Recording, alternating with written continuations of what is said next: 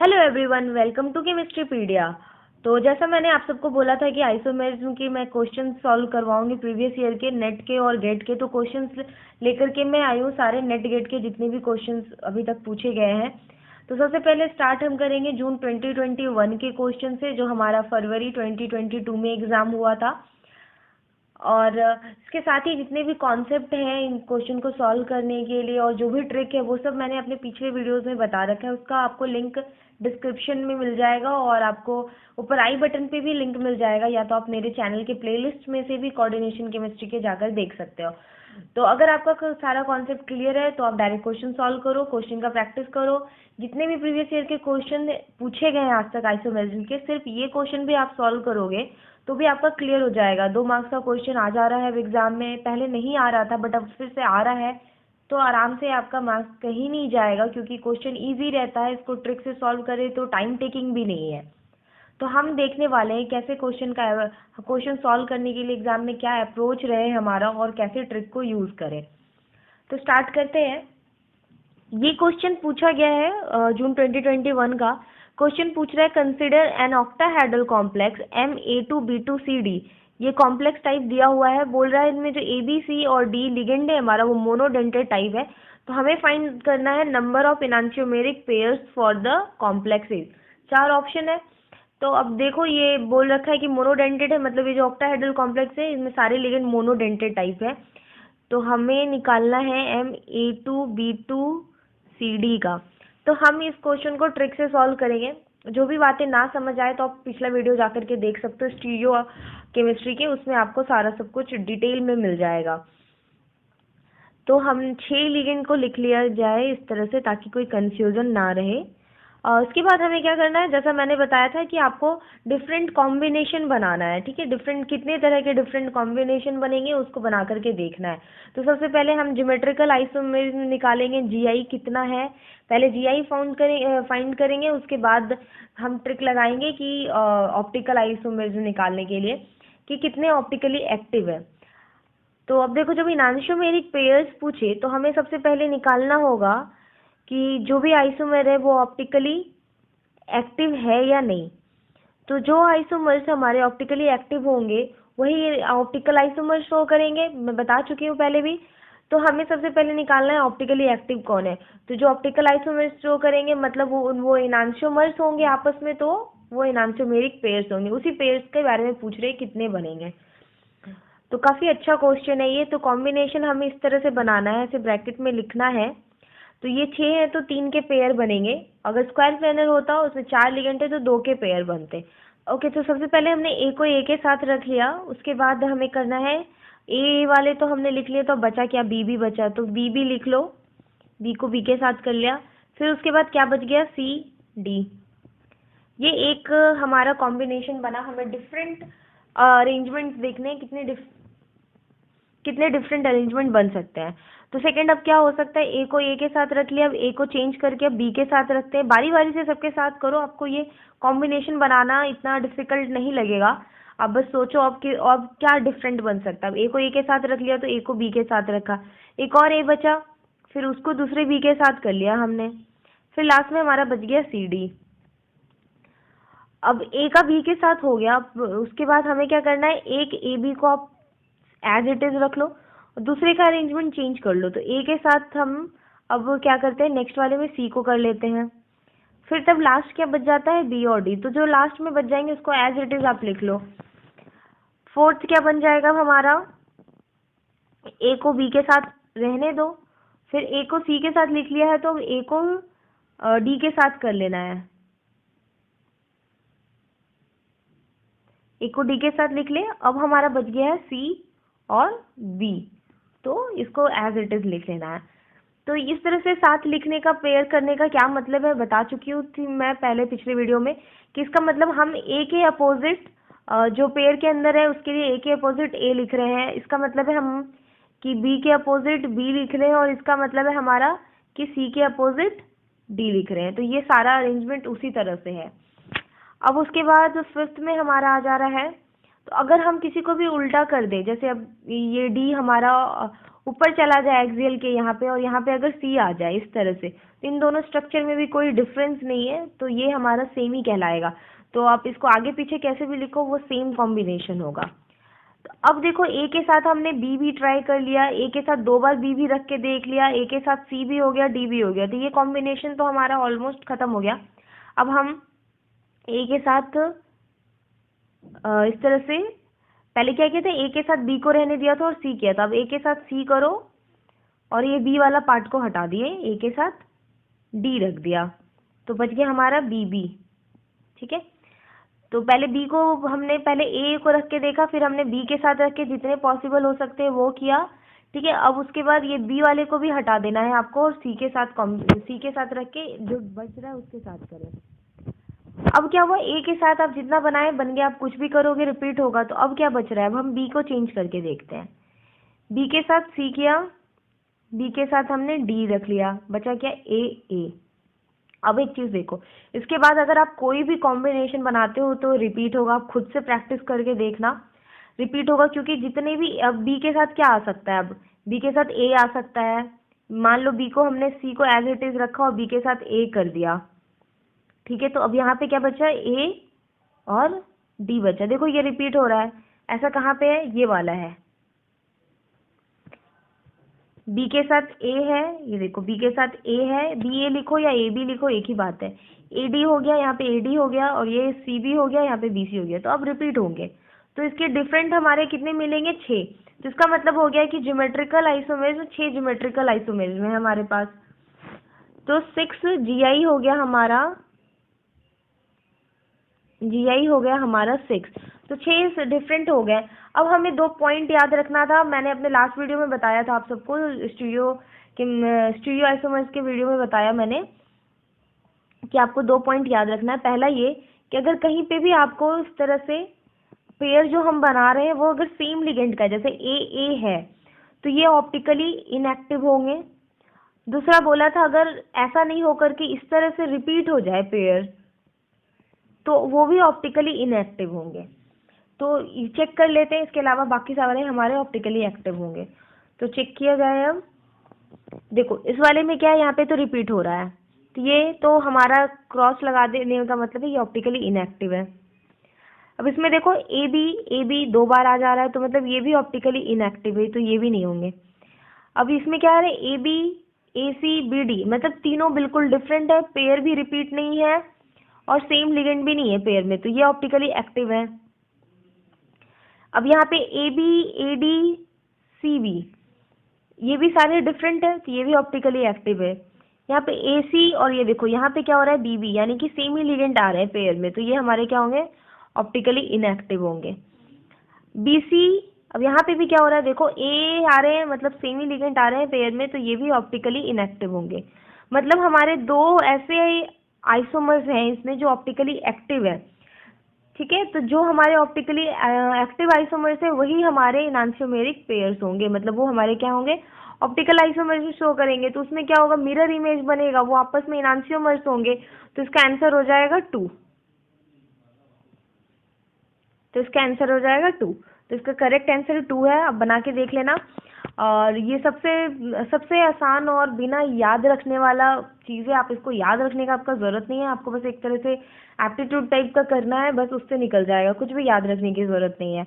बस वो 2 पॉइंट याद रखना है, उससे आपका ऑप्टिकल, अगर इसके साथ ज्योमेट्रिकल आइसोमर्स पूछता तो बस इतना ही करके छोड़ देते हैं और 6 आता। मान लो अगर टोटल स्टीरियो आइसोमर्स पूछता तो फिर हमारा क्या हो जाता, हम दोनों को ऐड कर लेते, ठीक है, 6 + 2 हो जाता, तो फिर ये 8 हो जाते। तो इतने टाइप से क्वेश्चन बन सकते हैं।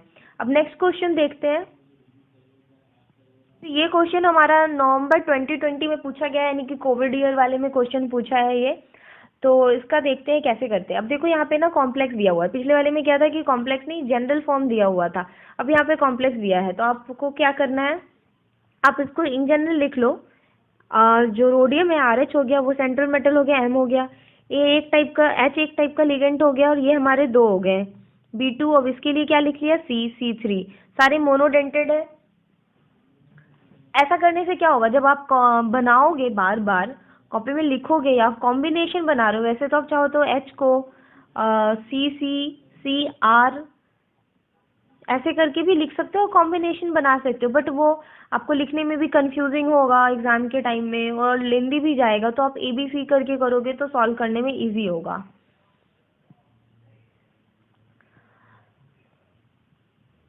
तो इसका देख लिया हमने ABB और 3 CA। इसके कॉम्बिनेशन बनाते हैं। पूछ क्या रहा है क्वेश्चन में, the number of geometrical isomers of the complex. इस कॉम्प्लेक्स का आपको ज्योमेट्रिकल आइसोमर्स निकालना है, GI निकालना है हमारे कितने हैं। तो सिंपली जितने डिफरेंट टाइप के कॉम्बिनेशन निकलेंगे उतने ज्योमेट्रिकल आइसोमर्स होंगे। तो देखते हैं इसमें क्या होता है। ए को हम B के साथ पेयर कर रहे हैं, फिर उसके बाद अब कोई A नहीं बचा है तो फिर B को C के साथ कर लिया, फिर उसके बाद C को C के साथ। ज्यादातर लिगेंड्स इसमें रिपीट है, मतलब सेम लिगेंड ज्यादा है तो कॉम्बिनेशन कम बनेगा। तो अब वो हम लिख सकते हैं, एक बार A को B के साथ कर लिया तो इन दोनों में से कोई भी B के साथ हम A को करेंगे तो बात सेम ही है। तो अब हम लिखते हैं A को C के साथ, तो बच गया B, फिर C के साथ आ गया और फिर B C के साथ आ गया। थर्ड क्या बन सकता है, अब A B के साथ भी हो गया, A C के साथ भी हो गया, ठीक है। A B के साथ लिखा गया, A C के साथ लिखा गया। अब इसमें कुछ भी डिफरेंट टाइप के लिगेंड्स है नहीं, तो अब इसका अरेंजमेंट A के साथ नहीं होगा। अब क्या बच रहा है, A का हो गया हमारा, B के साथ बना के देखते। तो B को हमने B के साथ लिख लिया, ठीक है, क्योंकि BC भी हो चुका है, AB भी हो चुका है। और क्या बच रहा है हमारा, उसके बाद B को B के साथ लिख लिया, C को C के साथ कर लिया और फिर लास्ट में बच रहा है AC, ठीक है। अभी जो ये तीन अरेंजमेंट ही तीनों डिफरेंट, इसके बाद कोई भी कॉम्बिनेशन बनाओगे तो वो सेम आएगा। आप एक बार प्रैक्टिस करके देख लेना, तो आपको भी कॉन्फिडेंस आ जाएगा इस तरह से बनाने के लिए। अब इसमें कुछ भी नया अरेंजमेंट नहीं बनेगा। तो इसमें तीन डिफरेंट टाइप के आपके कॉम्बिनेशंस बन रहे हैं, तो मतलब इसके कितने हो गए, 3 हो गए, ठीक है। तो इसके लिए 3 GI बन रहा है हमारा, यानी कि 3 ज्योमेट्रिकल आइसोमर्स, इसका आंसर होगा 3। ओके, तो अगर किसी को कॉम्बिनेशन इस तरह से बनाने में डिफिकल्ट लग रहा हो तो आप मोनो डेंटेड वाले और कुछ कॉमन ऐसे एग्जांपल्स हैं जो वही सारे मोस्टली पूछे जाते हैं एग्जाम में, उसके आप चाहो तो याद भी कर सकते हो, क्योंकि उनमें एक कॉमन चीज़ ही बार बार रिपीट होता है। तो आप उसका शॉर्ट नोट्स बना करके आप उसको याद कर सकते हो। जैसे ये जनरल फॉर्म में इसके लिए GI 3 होते हैं, ठीक है। इसमें अगर ऑप्टिकल आइसोमर्स निकालोगे आप इस तरह से करके, तो इसमें ऑप्टिकल आइसोमर्स 0 होते हैं, ठीक है, क्योंकि देखो यहाँ पे ABCC आ रहे हैं, 2 बार आ रहे हैं, तो मतलब ये ऑप्टिकली इनएक्टिव है। यहाँ पे BCBC 2 बार रिपीट हो रहे हैं, ऑप्टिकली इनएक्टिव है। यहाँ पे भी BB इस तरह से आ रहा है, तो मतलब ये ऑप्टिकली इनएक्टिव है, तो ये 0 हो जाते हैं। इस तरह से आप किसी कॉमन वाले हैं उनको आप चाहो तो कर सकते हो, या तो बिना याद किए आप इस तरह से बना के देख सकते हो। अब नेक्स्ट क्वेश्चन देखते हैं। क्वेश्चन है अब हमारा नेट दिसंबर 2014 में। तो क्वेश्चन पूछा है, the number of stereo isomers of trans COCl2 tri ethylene tetramine. सबसे पहली बार ट्राई इथाइलिन टेट्राएमाइन क्या है, ये इसलिए भी जानना जरूरी है ताकि आपको पता रहे कितने डोनर एटम है, तब तो आप पता कर सकोगे कि स्क्वायर प्लेनर है कि टेट्राहेड्रल है कि ऑक्टाहेड्रल, तभी हम फाइंड आउट कर सकते हैं। अब क्या अगर स्टीरियो आइसोमर्स बोल रहा है तो हमें इसमें ना ज्योमेट्रिकल आइसोमर्स और ऑप्टिकल आइसोमर्स दोनों निकालना है। दोनों का जो सम होगा वो स्टीरियो आइसोमर्स होंगे, यानी कि टोटल निकालना है हमें। तो ट्राईइथाइलिन टेट्राएमाइन हमारा ऐसा होता है ट्राईइथाइलिन। तो जो लिगेंड्स हैं हमारे उनका सारा डिटेल में मैंने अपने फर्स्ट वीडियो में सारा बता दिया है, और सबका शॉर्ट फॉर्म भी बताया है कि शॉर्ट में कैसे लिखा होता है। तो आप उसमें से भी देख सकते हो। उसमें आपको एक PDF मिलेगा डिस्क्रिप्शन में जिसमें सारे लिगेंड्स दिए हुए हैं, तो आप वहाँ से भी जाकर के चेक कर सकते हो। जितना प्रैक्टिस करोगे, आप कोऑर्डिनेशन पढ़ोगे, बार बार देखोगे, तो आपको ये चीज़ें याद हो जाएगी, ठीक है। ये है ट्राईइथाइलिन टेट्राएमाइन, ठीक है। कैसे है ट्राईइथाइलिन, 1 2 3, ठीक है। इसी को लिखा है ट्राईइथाइलिन और टेट्राएमाइन। तो 4 नाइट्रोजन है यहाँ पे जो कि डोनर एटम है, यानी कि 4 हो गए इसमें, ठीक है। मतलब टेट्राडेंटेड हो गया, ठीक है। अगर 2 होते हैं तो बाई हो गया, 3 होते हैं तो ट्राई हो गया, 4 होते हैं तो टेट्राडेंटेड हो गया। मतलब इसमें 4 हो गए जो कि हमारे डोनर है, और यहाँ पे दो ऑलरेडी है, तो ये 4 और +2 मिला के कितने हो गए, 6। मतलब ये ऑक्टाहेड्रल कॉम्प्लेक्स हो गया, ठीक है। ये ऑक्टाहेड्रल हो गया। अब इसका एक स्ट्रक्चर बता के मैं दिखा देती हूँ। स्ट्रक्चर इसका हमारा बनेगा क्या था, कोबाल्ट Cl2 ट्राईथाइलिन। ओके, तो ये ट्रांस का स्ट्रक्चर है। इसका कोई सिस भी होगा हमारा, अगर ट्रांस बन रहा है और हमें ज्योमेट्रिकल आइसोमर्स निकालना है तो ऑब्वियसली इसका सिस भी निकालना होगा। अब देखो इसमें ज़्यादा, अगर इसको हम लोग जनरल फॉर्म में लिखे तो MA2AA ऐसा कुछ लिखा है, मतलब 4 डोनर एटम है जो चारों के चारों सिमेट्रिकल है, नाइट्रोजन ही है इस केस में, तो 4 लिखाएंगे हमारे। ये होता है हमारा ट्रांस का स्ट्रक्चर। ठीक है, मैंने क्या बताया था, जब भी ऐसे चिलेटिंग टाइप के होंगे तो वो हमारे 90 डिग्री में, लेकिन यहाँ पे 4 है तो देखो चारों 90 डिग्री में ही है चारों तरफ। ये दोनों हमारे क्या है, यहाँ पे एक एक्सियल वाला पार्ट ऊपर के साइड होता है, एक हमारा नीचे के साइड होता है। तो यानी कि जो प्लेन है, जो मैंने ऑलरेडी समझाया था कि ये हमारा ऑक्टाहेड्रल वाला कैसा होता है, स्क्वायर प्लेनर की तरह इक्वाटोरियल होता है, एक प्लेन पे लाई करता है, और ये उसके एक ऊपर होता है, एक उसके नीचे होता है हमारा जो एक्सियल पार्ट होता है। तो इसको पूरे अच्छे से मैंने प्लेन ऑफ सिमेट्री निकालने के लिए बताया है अपने पिछले स्टीरियो वाले वीडियो में, तो आप उसमें से देखना, इसमें मैं ज़्यादा डिटेल में नहीं बताऊंगी। तो अब एक चीज़ याद रखना, जब भी ट्रांस की बात करते हैं हम लोग ऑक्टाहेड्रल में ट्रांस की बात करते हैं तो ज़्यादातर ट्रांस वाले जो होते हैं वो हमारे ऑप्टिकली इनएक्टिव होते हैं। ठीक है, कैसे होते हैं, आप प्लेन ऑफ सिमेट्री लगाना, इसमें हमेशा एक प्लेन ऑफ सिमेट्री तो ज़रूरी होती है, ज़्यादातर के केस में यही होता है जब हमारा ट्रांस पार्ट रहता है। ट्रांस मतलब हो गया क्या, इक्वाटोरियल का जो तुम हमारा लिगेंड है दोनों वाला, अप वाला और डाउन वाला दोनों अगर सेम है, ठीक है, अप और डाउन वाले लिगेंड दोनों सेम है, जहाँ पे अप और डाउन वाले दोनों क्लोरीन है मतलब, तो यहाँ पे हमारे एक तो हमारे हमेशा प्लेन ऑफ सिमेट्री प्रेजेंट होगा जो पूरे प्लेन को काटेंगे और इन दोनों का रिफ्लेक्शन देगा, इसका रिफ्लेक्शन नीचे वाले के साथ होगा। यहाँ पे यही हो रहा है, ये जितने भी चिलेटिंग है वो कट जा रहे हैं, तो ये क्या होता है, ऑप्टिकली इनएक्टिव होता है। अब जब इसका सिस बनाओगे, ठीक है, जब ट्रांस है तो इसका एक सिस फॉर्म बनेगा, तो अब इसका सिस भी बना के देख लेते हैं। अब मैं इसको जनरल में लिख रही हूँ, अगर इसका सिस बनाए ए ये तो हो गया हमारा ट्रांस। ठीक है, अब अगर इसका सिस बनाएंगे तो सिस कैसे बनेगा,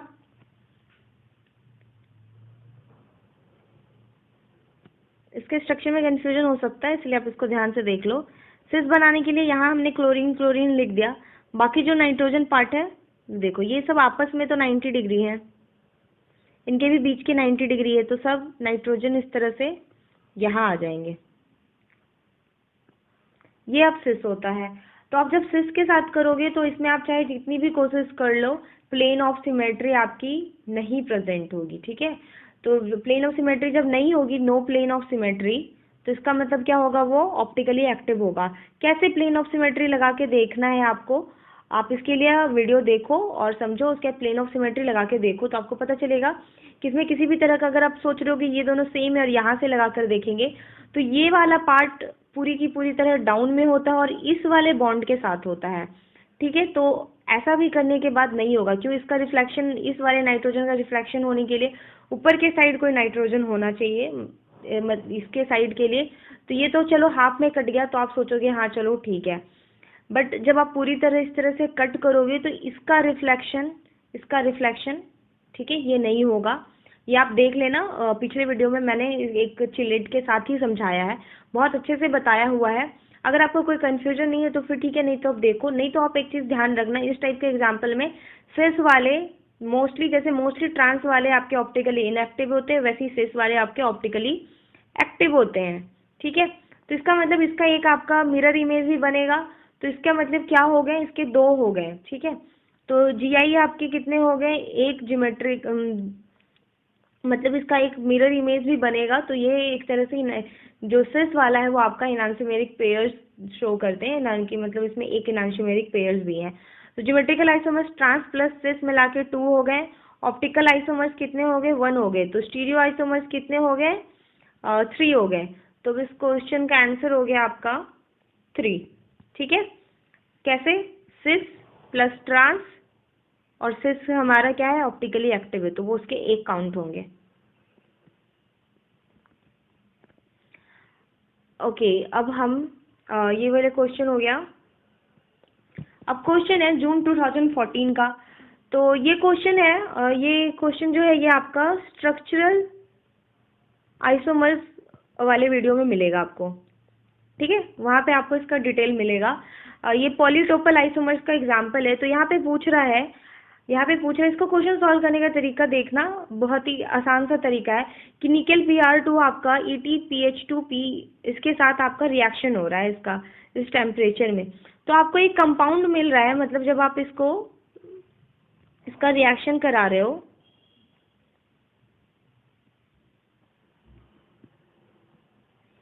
ठीक है, तो आपको कोई कंपाउंड A मिल रहा है और उसी जो कि रूम टेम्परेचर पे ग्रीन कलर का हो जा रहा है, और आपको कोई कंपाउंड B मिल जा रहा है। तो आपका पहले क्या कंपाउंड बन रहा है, A बन रहा है जो रेड है, बाद में वो ग्रीन कलर का आपको रूम टेम्परेचर में B में कन्वर्ट हो जा रहा है। तो आपको बताना है, और एक चीज़ इंपॉर्टेंट चीज़ है, देखना यहाँ लिखा है सेम फॉर्मूला। आप इस क्वेश्चन को कॉमन सेंस से भी सॉल्व कर सकते हो, कुछ थोड़ा सा एप्टीट्यूड लगा करके भी सॉल्व कर सकते हो। बस आपको क्या करना है ना कि हमें मोस्टली क्वेश्चन जो इस टाइप के पूछते हैं ना, उसका आंसर आपके क्वेश्चंस में कहीं ना कहीं हिंट्स दिया होता है। तो यहाँ पे है कि सेम फॉर्मूला बोला है, मतलब जो ए है इन दोनों का फॉर्मूला तो सेम होगा। तो इसका मतलब ऑप्शन क्या क्या कट सकते हैं, ऑप्शन कट करने का तरीका देखना है। और आपको बता रहा है कि मैग्नेटिक मोमेंट ए का 0 है और बी का हमारा 3.2 है। तो आपकी ज्योमेट्री क्या होगी ए और बी की, जब ए और बी का फॉर्मूला सेम है तो इसका मतलब है कि ये कभी भी टेट्राहेड्रल और ऑक्टाहेड्रल तो नहीं हो सकता, ठीक है, क्योंकि इसके कोऑर्डिनेशन नंबर 4 होते हैं, इसका क्या होता है कोऑर्डिनेशन नंबर 6 होते हैं। यानी कि अगर ये स्क्वायर प्लेनर है तो दूसरा आपका ऑक्टाहेड्रल नहीं हो सकता। जब दोनों में मतलब कोऑर्डिनेशन नंबर 4 और 6 का कॉम्बिनेशन बनेगा ही नहीं, क्योंकि दोनों में लिगेंड डिफरेंट हो गए तो फॉर्मूला डिफरेंट हो गया। तो ऐसे ऑप्शन कट जाएंगे, जैसे tetrahedral, octahedral, square planar, octahedral, ये ऑप्शन कट गए।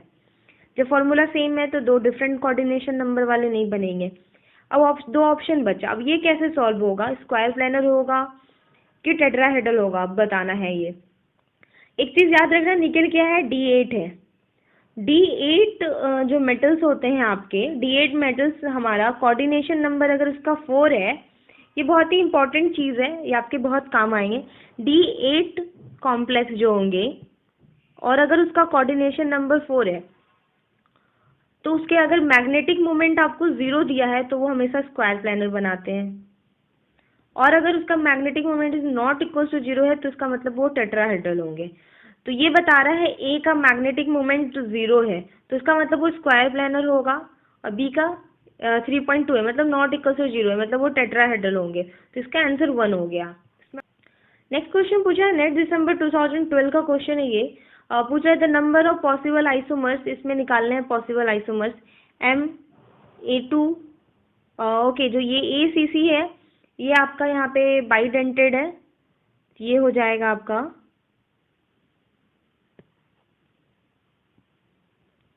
MA2AA whole 2। तो ये तो बाइडेंटेड है, डोनर एटम है, यानी कि 2 × 2 4, ये इसका कोऑर्डिनेशन नंबर हो गया आपका 2 × 2 = 4 + 2 यानी कि 6 हो गया, ठीक है, मतलब ये क्या है, ऑक्टाहेड्रल है। पॉसिबल आइसोमर्स पूछ रहा है, मतलब आपको टोटल आइसोमर्स बताना है, पूरे ज्योमेट्रिकल आइसोमर्स निकालना है और आपके ऑप्टिकल आइसोमर्स निकालने हैं। अगर इसमें किसी तरह का स्ट्रक्चर आइसोमर्स पॉसिबल होता तो वो भी निकालना पड़ता, क्योंकि यहाँ किसी भी तरह का बताया नहीं है कि आपको किस तरह का आइसोमर्स निकालना। पॉसिबल मतलब जितने पॉसिबल है, तो इसमें किसी भी तरह का स्ट्रक्चर आइसोमर्स पॉसिबल नहीं है। ये मुझे कैसे पता चल रहा है, ये आप स्ट्रक्चर आइसोमर्स पढ़ोगे तो आपको समझ आ जाएगा। तो यहाँ पे आपको सिंपली GI और ऑप्टिकल आइसोमर्स निकालना है, ठीक है। तो अब देखो ये वाला जो एग्जाम्पल है कैसे हो जाएगा, सेम एग्जाम्पल वीडियो में ऑलरेडी डिस्कशन कर चुकी हूँ, अपना एग्जाम्पल्स में आप देख सकते हो उसमें से, बट फिर भी एक और ए दो बार है ना, तो ए ऐसे लिख सकते हैं और एक आपका ए ऐसे आ सकता है, ठीक है, इस तरह से बन सकता है। और आपका क्या पॉसिबल हो सकता है, ए बनेगा,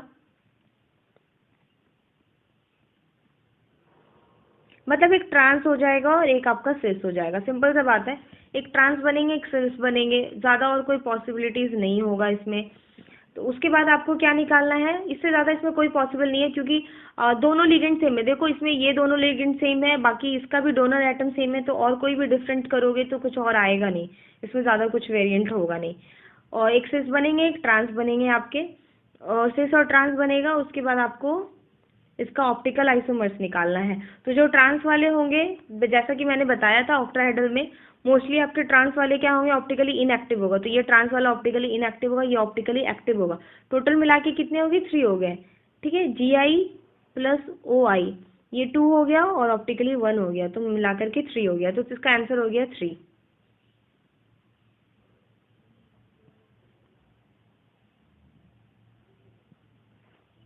अब क्वेश्चन दिसंबर 2011 का क्वेश्चन है।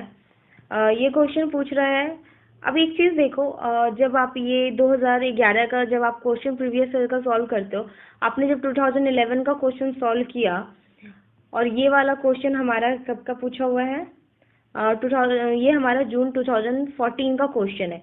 तो ऐसा नहीं है कि क्वेश्चन एकदम एग्जैक्ट रिपीट करेगा, बट जब आप एक क्वेश्चन पढ़ते हो उसमें से कोई ना कोई कॉन्सेप्ट निकलता है, तो कॉन्सेप्ट रिपीट हो जाता है। ठीक है, यहाँ पे देखो उसी टाइप का क्वेश्चन ये भी पूछा हुआ है, लेकिन अब इसमें थोड़ा सा ये चेंजेस है कि इसमें लिखा है कि मैग्नेटिक मोमेंट 3.205 दे रखा है। यहाँ से पता चल रहा है कि कोऑर्डिनेशन नंबर 4 है। ठीक है, 4 तरह के लिगेंड, 4 लिगेंड है, तो कोऑर्डिनेशन नंबर 4 है। तो इसका ज्योमेट्री पूछ रहा है और नंबर ऑफ आइसोमर्स पॉसिबल पूछ रहा है। तो जब जब आप ये पढ़ोगे तो आपको इसी क्वेश्चन से ये पता चल जाएगा, इतना नॉलेज मिल जाएगा जब आप ये करोगे, तो इससे कॉन्सेप्ट कि D8 कॉम्प्लेक्स है। D8 कॉम्प्लेक्स कोऑर्डिनेशन नंबर 4 पे मैंने बोला कि क्या हो सकता है, जब मैग्नेटिक मोमेंट आपका इक्वल टू 0 होगा तो स्क्वायर प्लेनर हो सकता है, और इज नॉट इक्वल टू 0 होगा तो वो आपका टेट्राहेड्रल हो सकता है। तो यहाँ पे क्या है, नॉट इक्वल टू 0, मतलब क्या होगा, कॉम्प्लेक्स आपका टेट्राहेड्रल होगा। तो ये दोनों ऑप्शन में से हो सकता है, ये दोनों कट गया। अब आपको बताना है नंबर ऑफ पॉसिबल आइसोमर्स। तो अब ये स्पेसिफिक इसी मैग्नेटिक मोमेंट के आइसोमर्स का बात कर रहा है। ठीक है, यहाँ पे ऐसा नहीं बोल रहा है कि वो, अच्छा पॉलीटोपल में ये होता है जो मैंने बता रखा है स्ट्रक्चर वाले में, कि वो आपस में रोटेशन हो जाते हैं, मतलब दोनों जो आइसोमर्स है स्क्वायर प्लेनर और टेट्राहेड्रल जो है वो इक्विलिब्रियम में एग्जिस्ट करता है। बट अगर यहाँ पे किसी चीज़ को मेंशन कर दिया गया कि टेट्राहेड्रल का बात कर रहे हैं जब मैग्नेटिक मोमेंट फिक्स करके, तो उसी के बारे में बताना है। तो अब उसका पूछ रहा है ज्योमेट्री। ठीक है, ज्योमेट्रिकल और नंबर ऑफ आइसोमर्स पॉसिबल। तो टेट्राहेड्रल के केस में क्या होता है आपका, ज्योमेट्रिकल आइसोमर्स तो नहीं करता है टेट्राहेड्रल कॉम्प्लेक्स, तो GI तो 0 हो जाएगा। ठीक है, GI 0 हो गया। और जब तक टेट्राहेड्रल में ये टेट्राहेड्रल वाले में बता रही हूँ मैं कि टेट्राहेड्रल में जब तक ऐसा ना हो कि चारों के चारों लिगेंड्स आपके डिफरेंट हो, ठीक है, मतलब ABC टाइप के नहीं हो, तब तक आपका वो ऑप्टिकली इनएक्टिव रहेगा, तभी वो ऑप्टिकली एक्टिव होगा।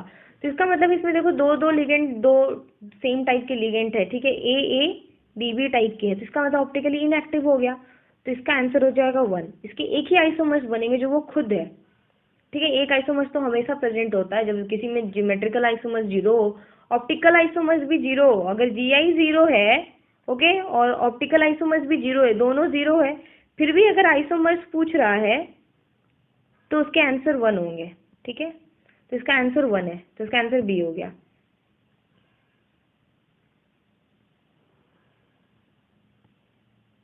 अब क्वेश्चन है नेक्स्ट जून 2011 का, the number of possible isomers पूछ रहा है, और ये इसको भी आप जनरल में लिख लो M। ये बाई पीरिडिन है, तो ये भी आपका क्या हो गया, देखो यहाँ पर लिखा भी है 2 बाई पीरिडिन दिया हुआ है, तो ये भी आपका बाइडेंटेड लिगेंड होता है। और पीरिडिन है मतलब दोनों इसमें जो डोनर एटम है वो नाइट्रोजन है, इसका मतलब वो सिमेट्रिकल बाई लिगेंड है आपका। तो ये हो गया 2A2, ये कॉम्प्लेक्स हो गया। ठीक है, इसमें भी क्या हो जाएगा, 2 × 2 + 2 यानी कि 6 हो गए, मतलब ये क्या है आपका ऑक्टाहेड्रल है, ऑक्टाहेड्रल हो गया। और इसमें पॉसिबल आइसोमर्स खोजना है, मतलब हमें GI प्लस ऑप्टिकल आइसोमर्स दोनों निकालने हैं। इसमें किसी भी तरह का आपका स्ट्रक्चर आइसोमर्स नहीं हो रहा है कि कॉम्प्लेक्स के अंदर का दिया हुआ है, किसी और के साथ कुछ भी नहीं दिया है तो और कुछ पॉसिबल नहीं है। अंदर ही चेंज होगा तो अंदर ही चेंज होगा, तो इसमें सिर्फ स्टीरियो आइसोमर्स पॉसिबल है। तो अब इसका क्या कर सकते हैं, अब इसमें देखो ये क्वेश्चन भी एक तरह से रिपीट है, ये क्वेश्चन भी आप रिपीट है, अब इसको रिपीटेड क्वेश्चन ही मानो। मतलब देखा जाए तो ये पहले पूछा है, बाकी जो मैंने सॉल्व करा लिया वो बाद में पूछा है, तो वो सब क्वेश्चन रिपीट था। कैसे रिपीट था देखो, अब जो मैंने सॉल्व करवाया नेट 2012 का क्वेश्चन, ठीक है, नेट 2012 का जो क्वेश्चन है, इसका भी जो कॉम्प्लेक्स बन रहा है वो इसी टाइप का है, MA2A2, मतलब बाइडेंटेड लिगेंड है दो, और एक आपका दो आपका मोनोडेंटेड लिगेंड है। और जो ये वाला क्वेश्चन है जो कि जून 2011 का क्वेश्चन है, इसमें भी क्या है, कॉम्प्लेक्स सेम टाइप का है, तो क्वेश्चन तो रिपीट है ना, वही आइसोमर्स पूछ रहा है, इसका आंसर हो जाएगा 3। आप उसको लिंक करके देख लो, सेम चीज़ है, ठीक है। बस आपका क्या है, कॉम्प्लेक्स आपका डिफरेंट दिया है लेकिन जनरल फॉर्म जो है वो सेम है, इसीलिए मैं बोल रही हूँ बार बार कि एक बार आप इसका जनरल फॉर्म लिख लो तो आपको उसी वक्त कॉन्सेप्ट क्लियर हो जाएगा, आप रिवीजन किए रहोगे। तो जब आप इस टाइप से क्वेश्चन अगर एग्जाम में पूछ देगा सेम टाइप, तो आप लिख सकते हो, इसको बोलते हैं रिपीट आया है बिल्कुल। ओके, तो नेट का जितना भी क्वेश्चन था, जितना भी मुझे क्वेश्चन प्रीवियस ईयर के मिले 2010-11 से, तो वो सारा मैंने करवा दिया है, और इसमें आइसोमर्स के क्वेश्चन नहीं पूछे गए हैं, ज़्यादा क्वेश्चन पूछता नहीं था। अब फिर से क्वेश्चन पूछ रहा है तो वैरायटी और भी क्वेश्चन पूछ सकते हैं, तो जितने क्वेश्चन नेट के पूछे गए हैं और जो गेट का क्वेश्चन पूछा गया है वो भी अच्छा क्वेश्चन है, वो दोनों ही आप सिर्फ सॉल्व करोगे, प्रैक्टिस करोगे, इन दोनों क्वेश्चन का ही रिवीजन करोगे, तो आपके सारे आइसोमर्स के क्वेश्चन का रिवीजन हो जाएगा। और 2 मार्क्स का क्वेश्चन आता है, आप उसको आराम से कर लोगे, बिना मतलब उसमें कोई याद करने की चीज़ नहीं है, इसमें समझने की चीज़ है, बस याद करने का कुछ नहीं है, तो आप सॉल्व कर लोगे। तो इसके बाद वाला वीडियो गेट का प्रीवियस ईयर क्वेश्चन करवाऊंगी मैं, और उसमें भी ज़्यादा क्वेश्चन नहीं है। तो ये जो वीडियो है आइसोमर्स का, ये क्वेश्चंस वाला, ये 2 पार्ट में रहेगा, एक नेट में और गेट में। तो आपको प्लेलिस्ट में भी जाके मिल जाएगा और इसमें भी साथ में मैं कंबाइन करके डाल दूंगी। ओके, मिलते हैं नेक्स्ट वीडियो को। अगर आपको मेरा वीडियो हेल्पफुल लगा हो, आपने कुछ अच्छा इसे सीखा हो, तो मेरे वीडियो को लाइक करें, अपने दोस्तों के साथ शेयर करें और चैनल को सब्सक्राइब करें, मुझे सपोर्ट करें। Thank you.